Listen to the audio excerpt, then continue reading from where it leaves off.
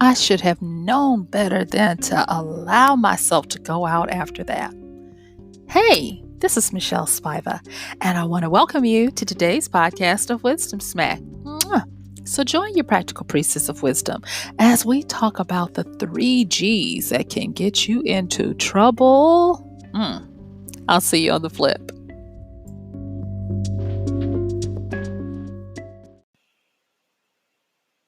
It was my hominy and homiletics class, and I was back off of the podium after having done my speech. That's what I'm going to call it. And the professor, one of my favorite at the time, so Dr. Lovett, if you're out there, what's up? And I remember he took the podium and he leaned in and he told us, he says, "Now, I want you guys to never forget the 3 G's." And I said to myself, the 3 G's. And he gave this little smirk and, a little side laugh. And he said, "Yeah, that's going to be the guys, or for some of you, the girls." Well, no, he said that reverse. I'm sorry. The girls, or for some of you, the guys, the gold or the glory. And then he went on to teach us one of the most valuable lessons I have had in life. And I was like, you know what? I think this is a really good wisdom smack to share today. And if you're listening to this and you've been trying to figure out what it is that trips you up, or why you see so many people get tripped up when they get in the spotlight, they might get a little notability or a 15 minutes of fame, you can usually track it back to one or a combination of these three. So let's get into it. All right. So the 3 G's. Uh, After college, I went directly into seminary to get my first master's degree. And at that time, it was a grueling process. And I went full time, and it was still grueling. And this class was one of the classes that you took at the end of rotation, and everyone needed to take it, no matter if you were going into counseling, if you were going into education, pastorship, missionary, whatever it was you were doing, because this was a seminary that I went to, by the way, or even if you were just going to, be a biblical scholar and teach in university, or chaplaincy, which I was kind of like more looking at the time. Looking towards the military. Yeah, y'all, I don't know what I was thinking. But anyway, Dr. Lovett gave us this talk. And of course, I can't remember everything he said, but I can tell you the gist of it, and I can tell you the sage wisdom that is contained in it. So first and foremost, what people don't understand is what you can't see is more important than what you can. And there is this stuff you can crinkle your nose up at it if you want to, but it'll dog walk you if you don't pay attention to it. And that's this little thing that we currently call subtle energy. And subtle energy is that invisible energy of people. It is that low vibrational frequency hum and energy that we emit individually and collectively. It is part of the spirit, the zeitgeist, the heartbeat of a people. And it can be vicious or it can be loving. And one of the things that I was not prepared for until Dr. Lovett was so gracious to share this with us was that the more you get attention put on you, the more of this subtle energy is directed your way. And because of that, you have to be prepared for how you handle it. Whether you want to look at it as your ego, your id, whatever, it is going to have an impact on you, and you need to be ready for it. And at the time, he was talking about this in relation to public speaking. He even said that the reason why some people don't like public speaking and fear it even more than death is because of this very phenomenon that happens. And he talked about the drop. Okay. So, have you ever had an opportunity to do a presentation, a talk, or whatever? And whether it went good or bad, as soon as you get through, you're relieved, but then you walk off the stage or walk away or whatever, and then this drop happens. You second guess, did I say something stupid? Did I just in today's society, did I just commit digital murder on my reputation? And all of these things start rushing in, and you start wondering, was it good? Did I do a good job? Did I offend anyone? And all of these things happen. And he said, this is the point where you are most vulnerable. And he said, the more you do this type of work, meaning you put yourself out there, the more it can become overwhelming. And he gave us cases in point. At the time, Michael Jackson was still alive, and he talked about his case. And he said he's a classic case of what happens. He said, we call him the king of this, and we look at him for that. And the man is a prisoner in his own self. He said his counsel of people around him is not the normal counsel of the everyday person, because there are more things to take into consideration about what the world thinks about him, not just a certain amount of people, but the world. And he said, what you're seeing is subtle energy at its best. Not at its best, at its most potent at the time, at that time. And so what ends up happening is when we have this dip, this drop in our psychic defenses, if you want to call it that, depending on how your ego is set up, meaning what you need to feel fulfilled as a person, as an identity, rightly inhabiting this meat sack that we call a body, it can affect you in these three different ways, or like I said, a combination of the three. And so let's take them one by one. He said, so for some people, it's going to be the guys or the girls. And he said, you'll quickly know.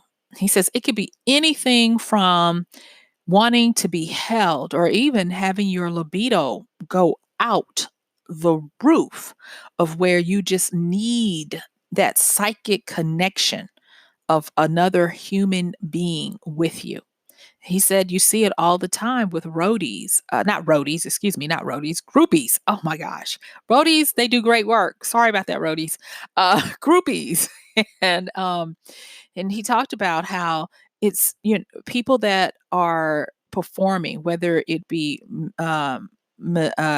music acts or athletes or speakers, comedians, you name it. They all contend with this. And he says you can tell quickly the ones who this is their vice. Yeah, we're going to be talking about vices and virtues in a minute. And he said, so you have to really be careful about that. And he even said, now in our world at the time of this, they had people who in the secular world, it would be considered bodyguards. But in this other world, they called them armor bearers. Isn't that cute? Armor bearer? Yeah, it's the same thing. And he said, these people are not just there to keep people away from you. He says, no, they're there to make sure that that they protect you from yourself first and foremost. And then they make sure that the type of people that get into your space, especially at this vulnerable time of just coming off the stage and coming down off of that supreme high of receiving all of that subtle energy that you've been getting, that you don't let the wrong people in that either will prey on you or that will lend and feed into your depletion and your need, because these three things are going to be your vices. Okay. And so he said, be very mindful of that. He said, if you're married, and if possible, have your spouse around to fulfill that need. If you're not married, have someone that is a morality code for you, who becomes a gatekeeper so that you don't fall into this. And he said, because of that, they call it the guys or the girls, but sometimes it's not the physical body. Sometimes, depending on your ego and even your personality, you might not want people around you, but you may want something else. And that's going to be an elixir of sort. And he called it the sorcery, and I loved that. Dr. Lovett was prolific in his ideas of how to convey things to us that would stick. And so for him, sorcery were spirits and drugs. And when he said spirits, he was talking about drinking. And he was like, be careful also that you don't retreat into the bosom of sorcery, where you might not necessarily crave, the sex or the comfort of a person, but you might want to continue the feeling to, not go into this deep dip that you experience. And so he says you might self medicate to try to recreate that from a false sense. He says, so beware of that. So, okay, so we've talked about the quote unquote guys or the girls, as well as the sorcery. And just understand that you could possibly be a person who likes it all. That is another reason why there is a famous tagline that says, sex, drugs, and rock and roll. So think about that. The next one, and these are not in any type of order. The next one is the glory. And when he talked about the glory, he was like, I really want you guys to check yourselves. He says, because this is the one that trips people up the fastest. He says, because it can make you believe that you are way better than you are. And he said, the glory is that person who needs the constant praises of the people. And he said, the glory is that person who thrives on and listens to the affirmations. And so he talked about how these famous people who have been able to sustain their fame and not let it eat them from inside and destroy them. He said you need to make note of this wisdom, and that wisdom was you treat the praise and the criticism the same way. None of it matters. And he says because if you don't watch it, he said the sweet finger of glory will caress you and lull you into living for the puffery of getting your ego stroked, and that you'll continue to do things to the point where you lose yourself and you move into buffoonery and you catch yourself doing stuff that you would have never thought you would have done, but because you were now being led by the Pied Piper of glory to be magnified, to think great, have people always think great things about you, never willing to be vulnerable, to be wrong, and to not look perfect. He says that'll get you too. How many times recently have you seen Twitter beefs and Instagram meltdowns from people of either notability or notoriety who you now that we're talking about this, you can clearly see that they're having some glory issues, that their ego is perturbed and having a tantrum because they're getting bad press or someone criticized them and didn't just sprout their praises. And I'm going to be the first to tell you that junk really does hurt when you have done something and put your all in it and someone has the nerve to just say, yeah, it could have been better. And you've devoted months of your life to perfecting this to entertain their ungrateful selves. All right. Can you kind of tell which one I have to deal with? Anyway, yes, you have to be aware of that. And by this time, when he was having his conversation with us, he says, mark my word, there are going to be some of you in here that says none of this stuff affects you. And he said, because you just love the Lord. and, he said, you're going to be the main ones that have a problem with all three. And he said, so don't despise this simple but deep wisdom. And I'm going to tell you, I'm thankful. We're still going to get to the last one. I haven't forgotten. But I am thankful to Dr. Lovett to this day, because had he not broken that down in that faithful day of homiletics, I would have been like, what is wrong with me? But because I knew what to expect, it lessened it. It didn't alleviate it, but it lessened it, because when you can understand something, put a title on it and things, you can claim management and control over it, and it's not as bad. Because I'm going to tell you, if you put yourself out to the masses on a regular basis, you're going to be amazed at what comes out of you that you didn't know lived in a dark corner, in a crevice of your soul. You're just not. I have been tempted to actually open up a service for YouTube stars, or what we are now calling handheld celebrities, meaning the people that you consume on your phones, whether it be YouTube, Instagram, or whatever, because this is actually becoming rampant that the three G's are taking people out left and right.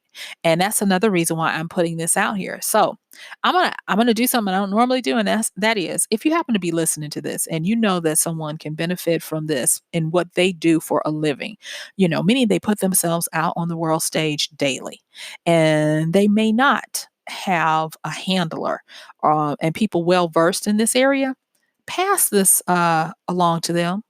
Yeah, put it on Twitter, share this link with these people, because just even this little understanding can help them a lot, because we are now living in the age where the internet never forgets and it never lets you forget.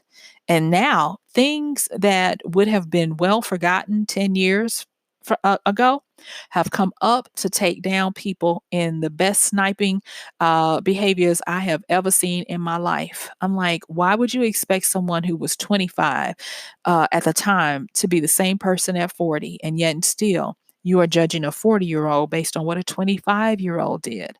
And then looking at the destruction to that person's being and soul, because they are now having to deal with these three G's working on them, because the subtle energy of the world mob has come for their flesh, for their necks.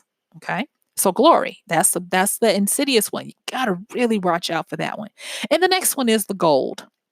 And this one, I don't want to say it's genre specific, but the best examples I can talk about are hip hop culture right now.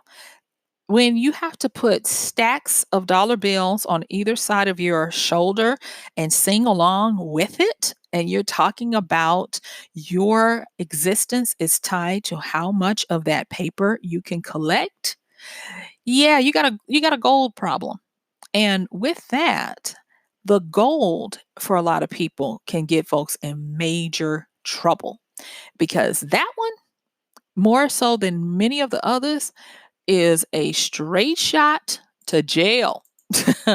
So when I talk about the gold, you see you see this happen often, where it may or may not be the person who is generating the monies, but when you hear about the IRS in America, the Internal Revenue Service in the United States, going after someone who hasn't paid taxes in X amount of years, and they look like little deer in headlights, and they say things like, "Well, I told my accountant to do it," or whatever. The IRS doesn't want to hear that. But then there are those people who, you know, and they know that they did everything they could to get around that, and it comes back to bite them.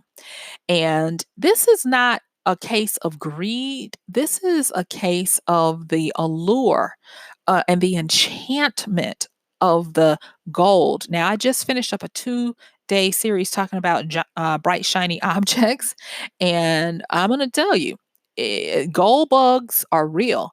And if you get compensated handsomely for what you do as a person, you got to be careful for that as well, because once you're on, you're on. And when you come off that stage, or you come off from that court, or you come off from doing what it is you do, and you are putting your hands together, like T.S. Madison would say, run me that, mean, give me my money, give me my coin. You got to be careful. Uh, Someone who was famous for this, that this was her clear G, was Aretha Franklin. But it wasn't because she started out that way, it was because people were stealing from her. But they said Aretha Franklin was known to take her purse on the stage with her.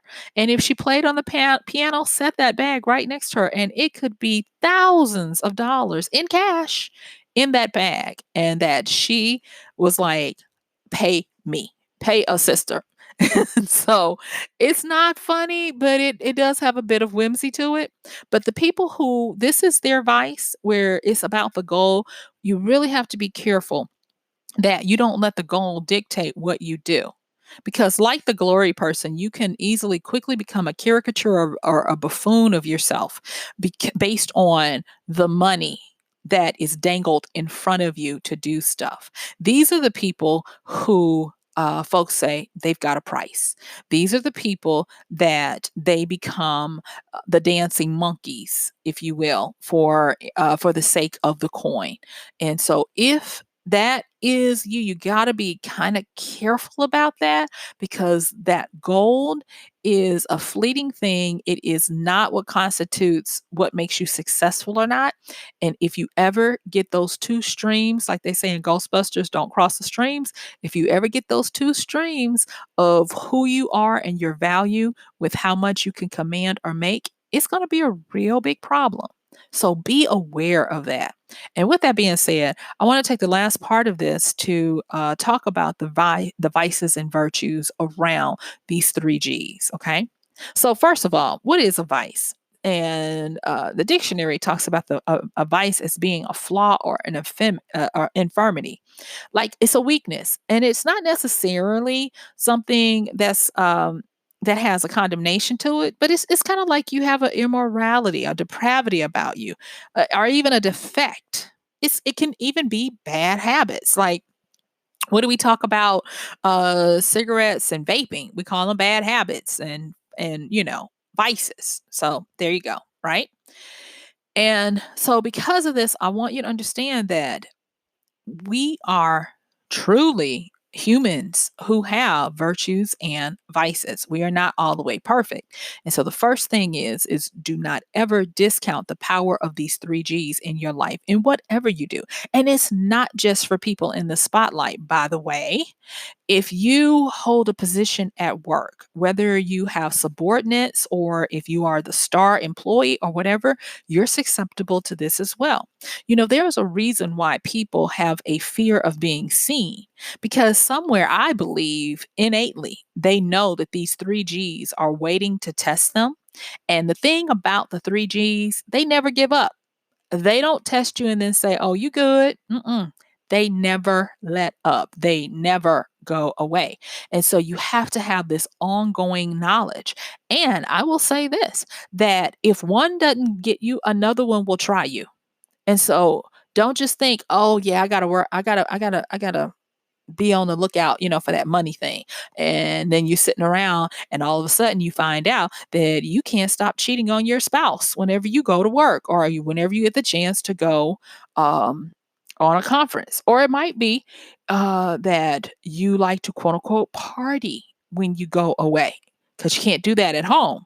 But because now you are the life of the party, then you really get to party, quotes intended. So just be careful of that. So let's talk a little bit about the virtues. And I like Aristotle's way of explaining virtues the best. And he said, or he defined a virtue as that point between a deficiency and an excess of a trait. So a virtue is the sweet spot between that fault and that superior fault. Okay. So virtue, it actually stands for valor, excellence, courage, and character, or even worth. And virtus means manliness or man, but I am not trying to say that virtue is for men only. It's just I'm giving you a little bit of the etymology of the word. But with these virtues, I want you to have faith, because it's not all bad. So we can talk about the 3 Gs that you have to be on the lookout for, but you can also talk as much about the 7 heavenly virtues. Now, this was coined by Aurelius. I think it's like in the 410 Common Era. Okay. And these are the 4 heavenly virtues. And it was in a book called Battle of the Souls, or Psychomachia, I think. Let me look at that real quick, you guys. Yeah, okay, I had it in my notes. Uh, and it's really kind of like a battle between vices and virtues. And here, this is what he called the 7 virtues. And those 7 virtues were, or are, chastity, temperance, charity, diligence, patience, kindness, and humility. And so chastity being love, temperance being self-control, I'm sorry, chastity being chasteness or purity, temperance being balance or self-control, charity being love, and then diligence, patience, kindness, and humility. And so I was like, okay, the seven virtues, oh my gosh, they're cute and all, but you have to really work on those bad boys because the vices, whoa, the vices seem like they have all the fun.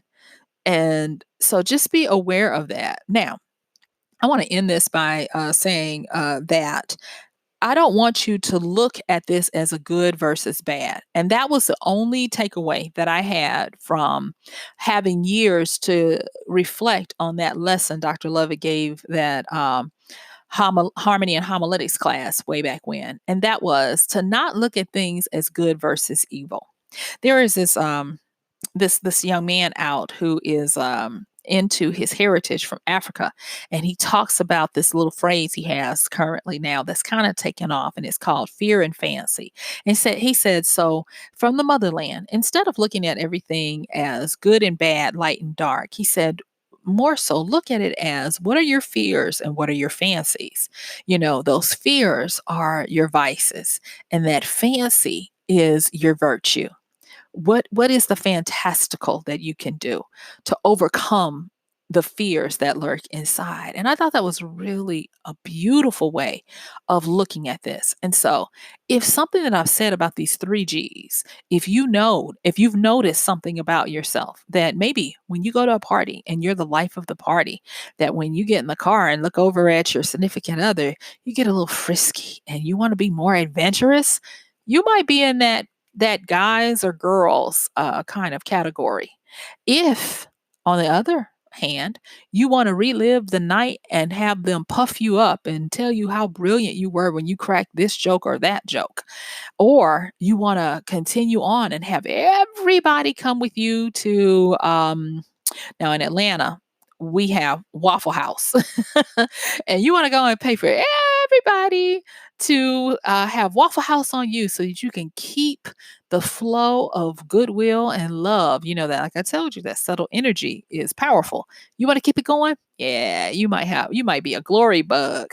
And if you are the one that when you get in the car, you're like, yeah, I was on the night. I should figure out a way to get paid for what I do because I was the life of that party or whatever. Yep, you are a gold bug. And so don't think that this is your only lane. You have to always be attentive to all 3 of them and their offshoots because they are many.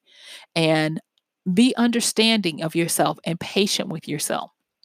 Don't beat yourself up if you slip and fall. Don't beat yourself up if you miss the mark.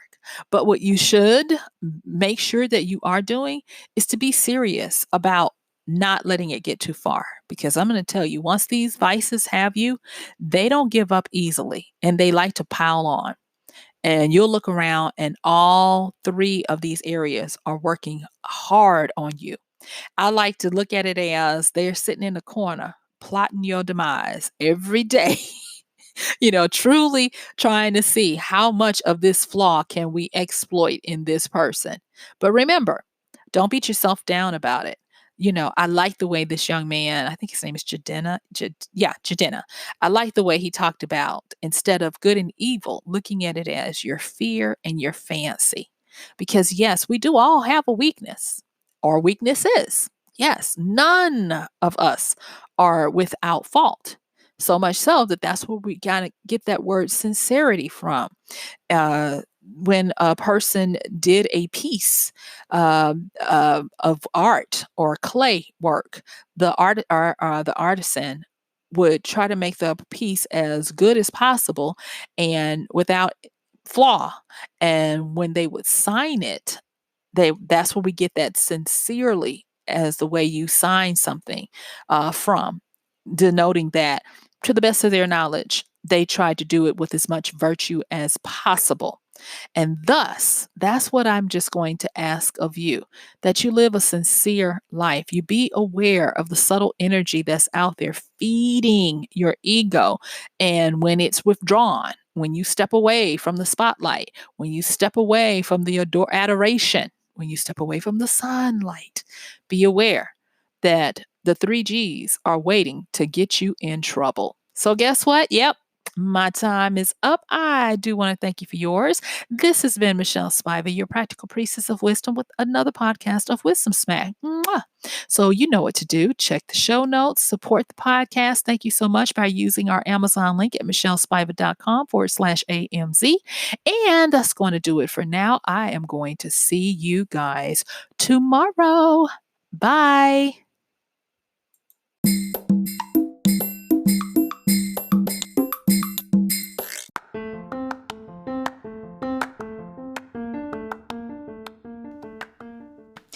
And that's going to do it for today's podcast of Wisdom Smack with MichelleSpiva.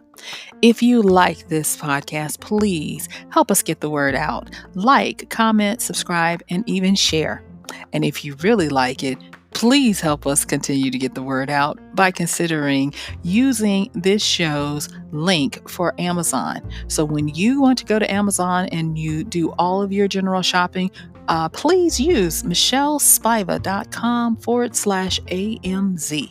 It's simple as that. It doesn't cost you anything extra, and this show might receive a little bit of commission that will go towards helping to further get these episodes out to you and to others. So thank you so much for listening. This has been MichelleSpiva with Wisdom Smack. Bye.